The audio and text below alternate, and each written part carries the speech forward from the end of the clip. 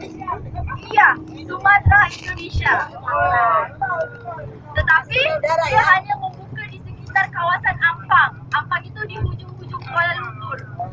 Okey, dia telah membuka di situ dan dia hanya mempunyai beberapa buah kolam ikan yang besar. Kiranya dia enggak melakukan apa-apa, cuma tinggal di situ dan mempunyai beberapa buah kolam ikan. Okey? Mana kolam ikan? Mana saya tahu kolam ikan. Kolam ikan biasanya untuk mancing-mancing, makan sendiri. Okey? Seterusnya, tidak lama kemudian Raja Abdullah, iaitu penduduk tempatan di Tanah Melayu, telah datang ke Kuala Lumpur untuk pertama kali bersama-sama budak-budaknya. Bukan, budak-budaknya, pekerja-pekerjanya. Iya. Tetapi untuk pertama kali dia datang, hampir keseluruhan pekerja-pekerjanya mati. Kenapa? Waktu itu Kuala Lumpur ini merupakan hutan yang tebal. Belantara. Belantara. Yes, hutan belantara. Mono ayu. Okey, belantara. Kemudian kali kedua dia datang lagi. Tetapi dia membuat persiapan dengan ubat-ubatan, pakaian yang cukup. Tetapi gagal. Lagi sekali. Persiapannya juga enggak cukup. Aduh. Okey, kemudian kali ketiga dia datang. Dipercaya. Baru selesai. Berhasil. Kiranya kali ketiga dia datang itu berhasil. Kemudian dia pun membuka Kuala Lumpur menjadi sebuah kawasan apa? Cuba tegak. Dia membuka. He open di Kuala Lumpur itu buat area. Kemudian dia buka Kuala Lumpur menjadi sebuah kawasan pelumpukan biji timah.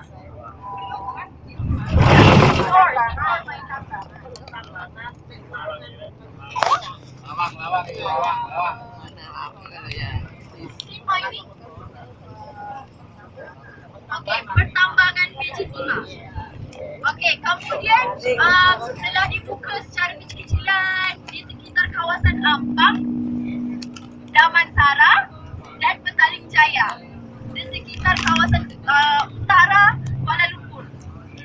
Okey? Okey. Enggak. Kemudian setelah dibuka, kemudian seorang daripada ketua China, lelaki China yang diberi nama sebagai Yap Ahloi. Okey, Yap Ahloi telah membuka kawasan itu menjadi lebih besar. Jadinya pelumpukan biji timah itu dapat dikomersialkan. Okey, setelah berlakunya biji timah itu berlaku perkembangan, makanya telah terjadi 3 perkara kepada Kuala Lumpur. Apa dia? Iaitu yang pertamanya, Kuala Lumpur menjadi sesak. Kemudian terdedah kepada penyakit malaria. Okey. Kedua adalah disebabkan oleh apa? Kebakaran. Karena untuk pengetahuan puan-puan dan puan-puan, nanti saya tunjukkan ada satu sungai yang dahulunya ada rumah-rumah di sini. Di tepi-tepi sungai itu dijadikan sebagai kawasan penempatan. Okey? Kawasan tempat tinggal. Kemudian yang ketiga adalah perkara yang paling besar sekali berlaku dekat Kuala Lumpur adalah kebakaran yang menyebabkan kerugian sebanyak $100,000. Pada ketika itu besar jumlah. Kebakaran itu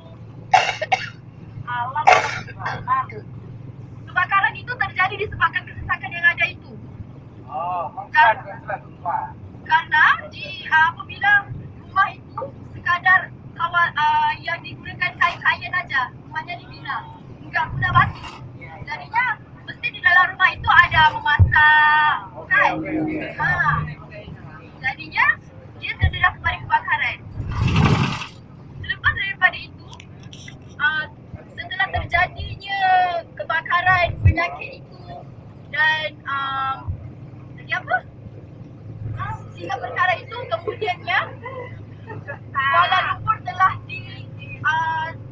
dinaik taraf oleh Frank Swettenham untuk menjadikan bangunan itu sebagai bangunan yang menggunakan batu bata sahaja.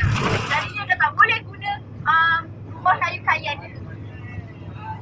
Dan jumlah rumah yang terlibat dalam pembinaan batu bata itu adalah sebanyak 500 rumah. Okey?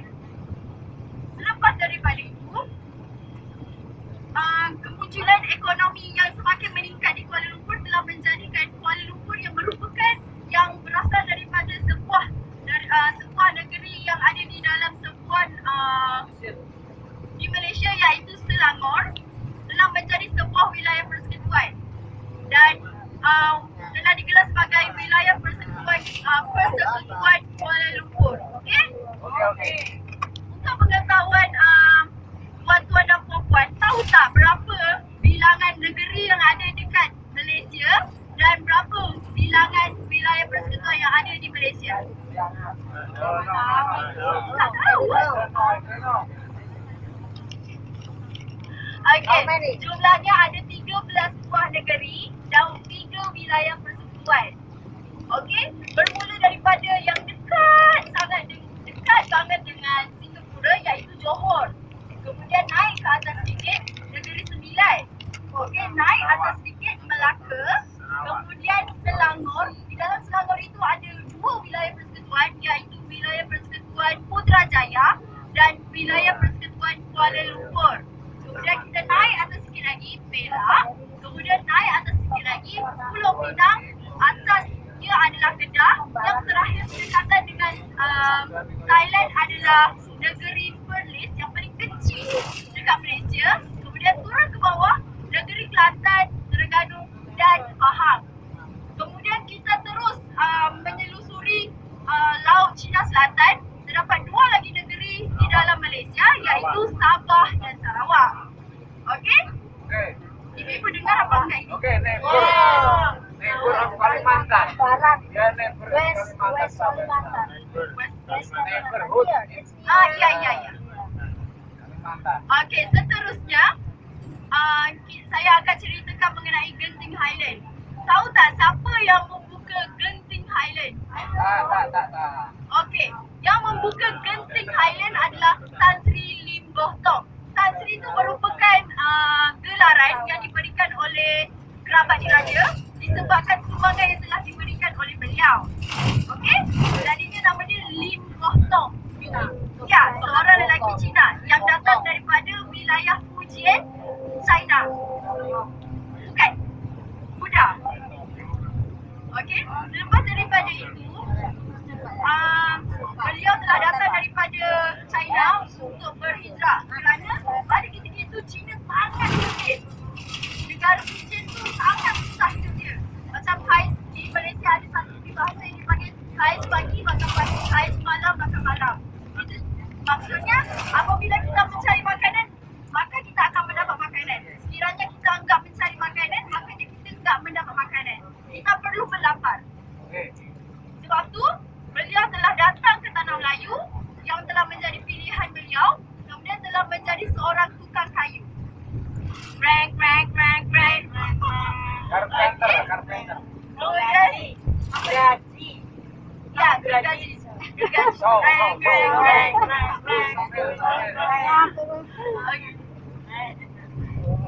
Okey, selepas daripada itu, tadi sampai mana? Okey, selepas daripada itu, Bapa Tan Sri Lim Boh Tong telah menukar profesi beliau untuk menjadi seorang kontraktor. Okey? Beliau telah menjadi kontraktor daripada hasil duit kumpulan yang telah diusahakan melalui pekerjaannya, iaitu sebagai tukang kayu. Beliau telah berjaya untuk menjadi seorang kontraktor. Kemudian apabila beliau telah menjadi seorang kontraktor, 2 projek terbesar di Malaysia telah dipegang oleh beliau dan telah menjadikan beliau ini sangat terkenal. Okey? Dan beliau telah memegang satu projek yang antaranya adalah Empire Air Hitam.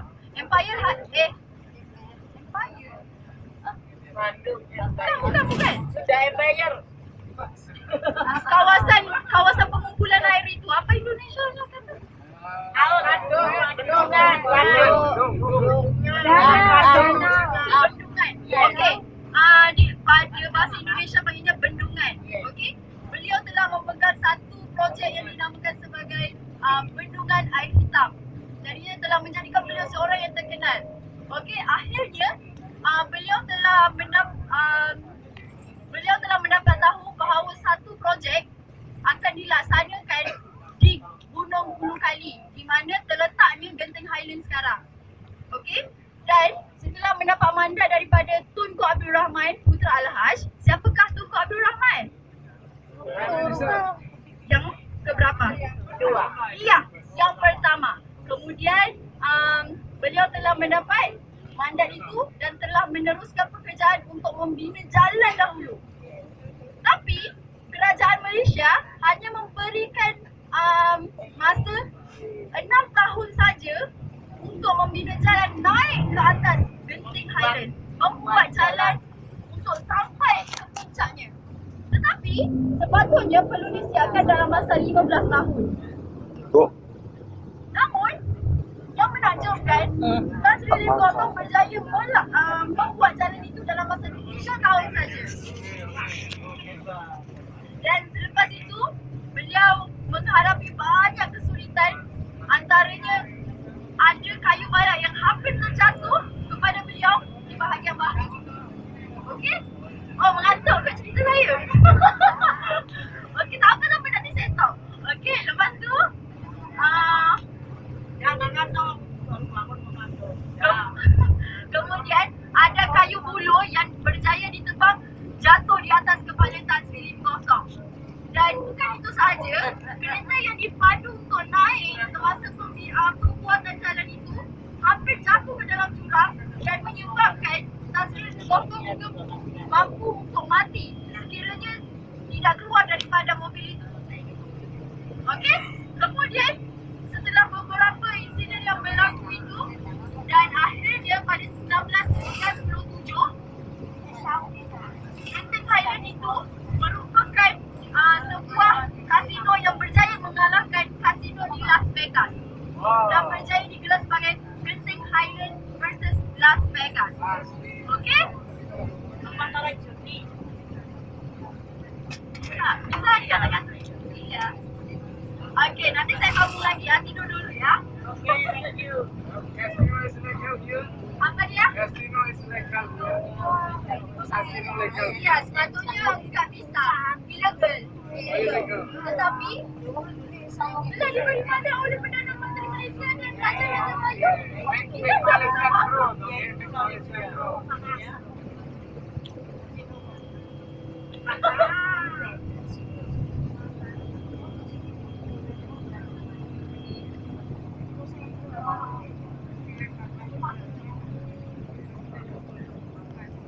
Ini kok sendirian, gak ada tempatnya.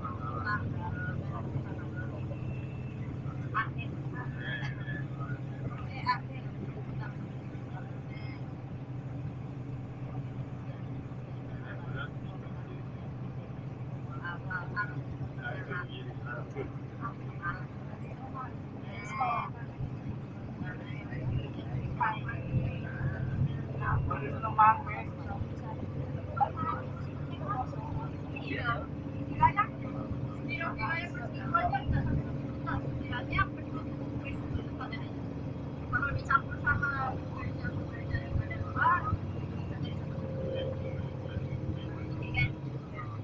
di sini ada program keluarga berencana pembatasan anak planning.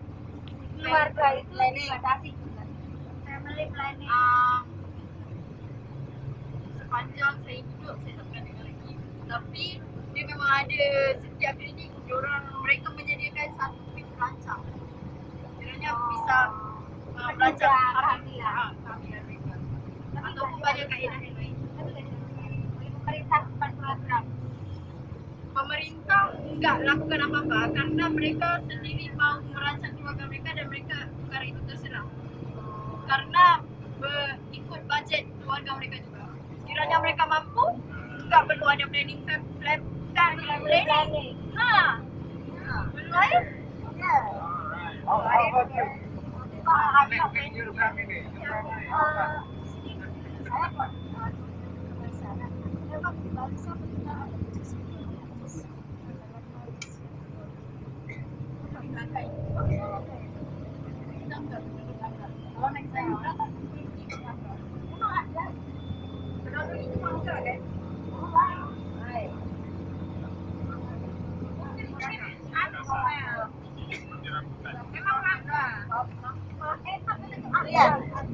Durian sekarang nggak ada karena bukan musimnya. ada. Sekiranya ibu mau juga juga ibu boleh pergi ke pesan saya ada harganya 3 kali ganda mahal. Saya juga nggak makan dia. Oh, oke. Dulu aja.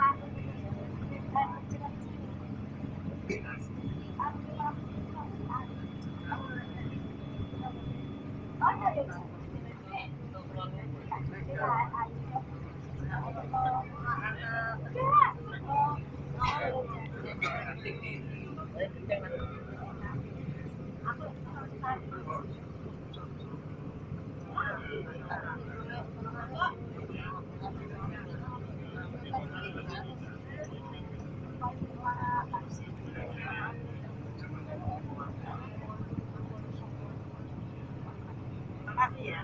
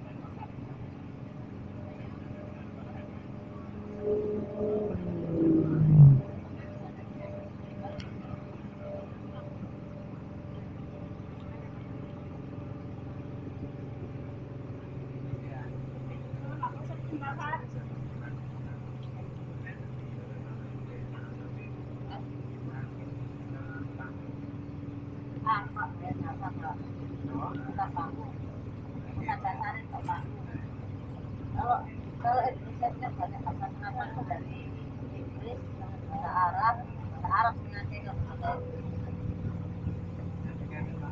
administrasi, mungkin bahasa Indonesia. Al-Jabar,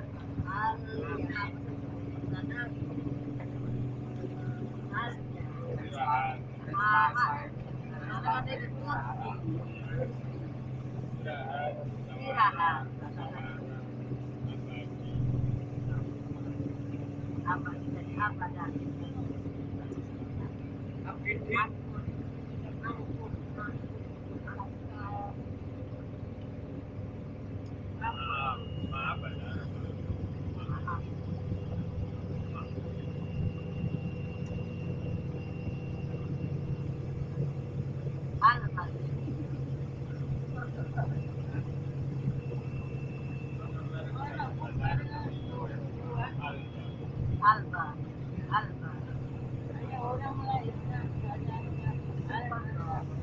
Almanah yang termasuk Almanah.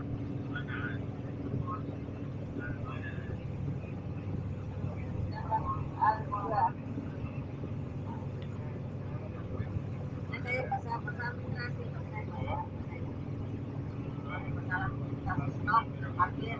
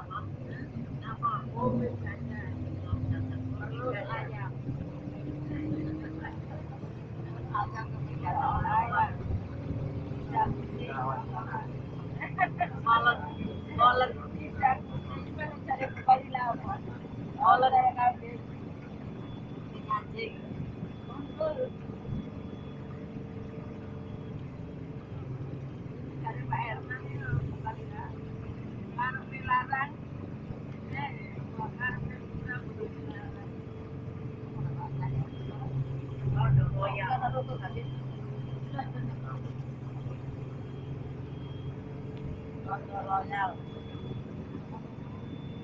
Itu orang kalau panen chicken juga.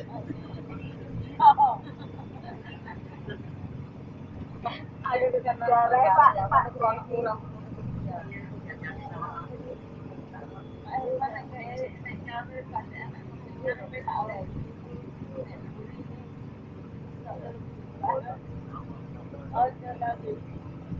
Tunggu hijau-hijaunya mengambil lanjut sama putih.